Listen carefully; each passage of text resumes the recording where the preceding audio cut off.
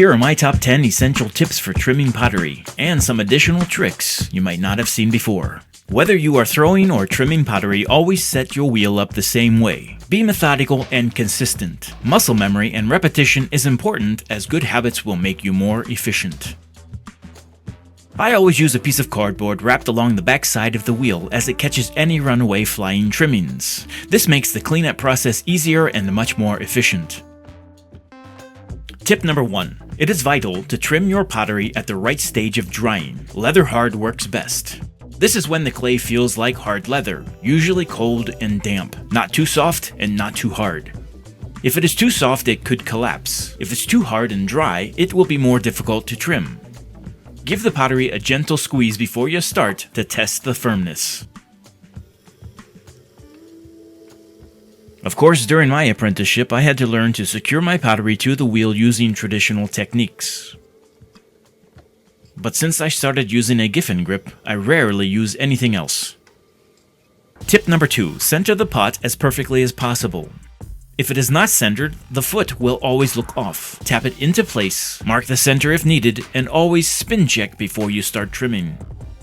If you don't have a Giffin Grip, be sure to secure the pot by using 3 soft lugs of clay or a very thin layer of water applied lightly with a sponge. Now, even though I am using a Giffin Grip, I still ensure that the piece is perfectly centered before securing the grips into place. This tool allows you to quickly center the pottery as the grip arms move towards the center, but it can be aggressive. Excessive force can compress the cylinder, altering its shape and potentially leaving impressions on the surface.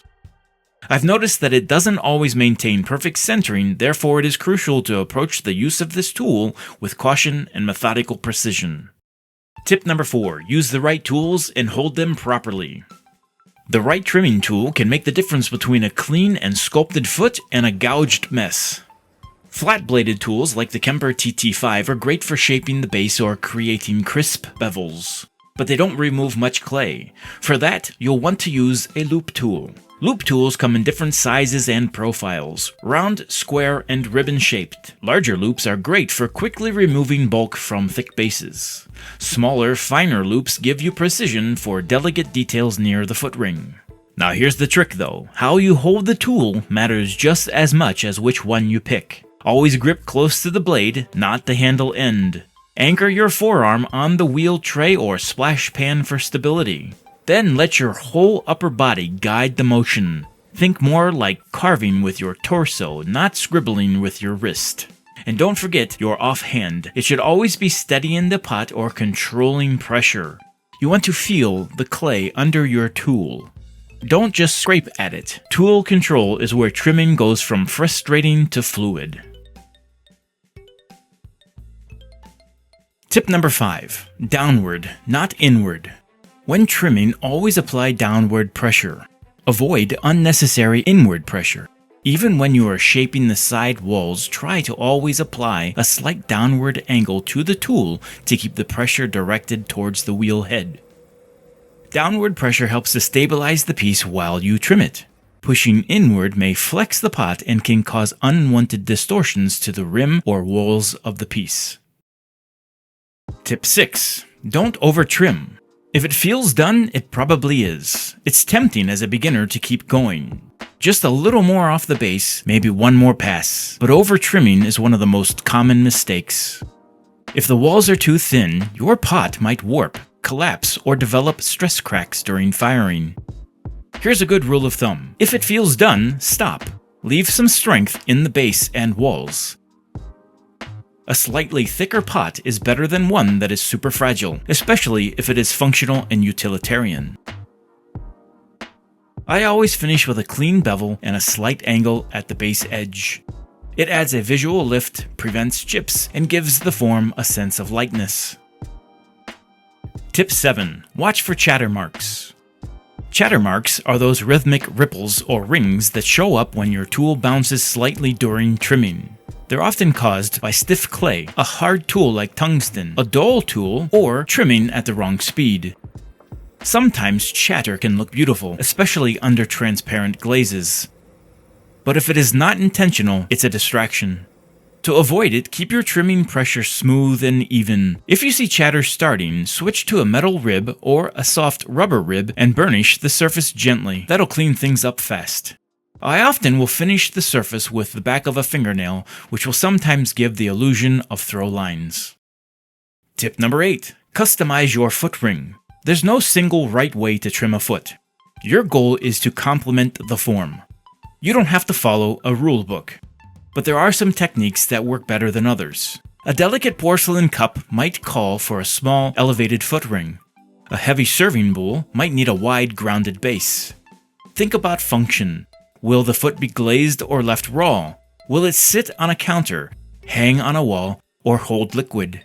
Foot rings aren't just practical. They're part of the pot's personality. Choose a style that suits your form and shows intention. Tip 9. Keep your tools sharp.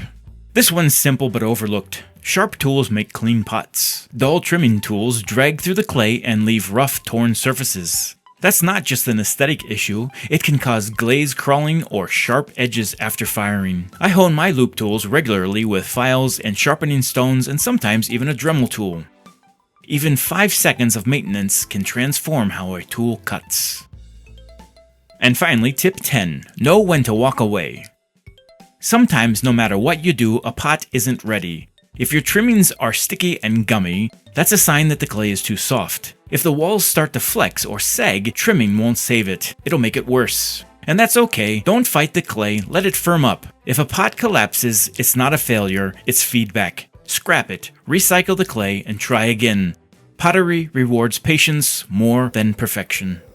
For the final steps of my trimming process, I slow everything down. This is where the pot becomes more than just clay. It becomes part of my journey.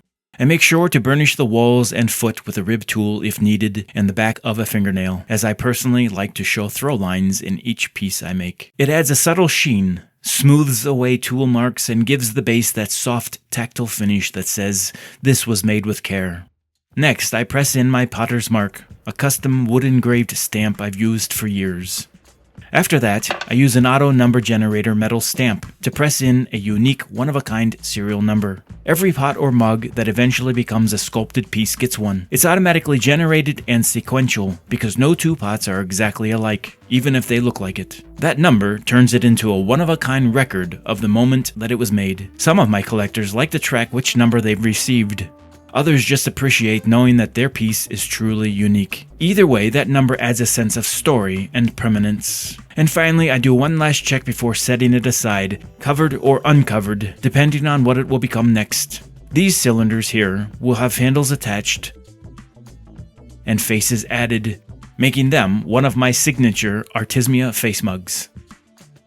Well, that's going to be all for this one. Thanks for joining me today. If you picked up even one new idea, or if you learned something new from this video, give it a like and subscribe for more pottery wisdom from the wheel. Got questions or a favorite tip of your own? Drop it in the comments. I'd love to hear from you. Until next time, keep your hands dirty, your clay centered, and keep practicing. This is Brandon from Artismia, and we'll catch you next time.